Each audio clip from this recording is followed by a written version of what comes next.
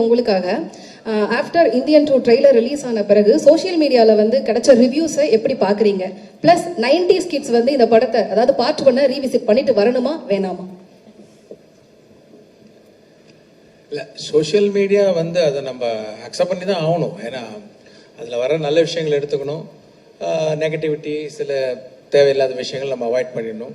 மெயினாக சோஷியல் மீடியாவில் வந்து நெகட்டிவான விஷயங்கள் வரும்போது அதோடைய யூசர் நேம் அந்த ப்ரொஃபைல்குள்ளே போய் பார்த்தா அவங்க யாருன்னு தெரியுது.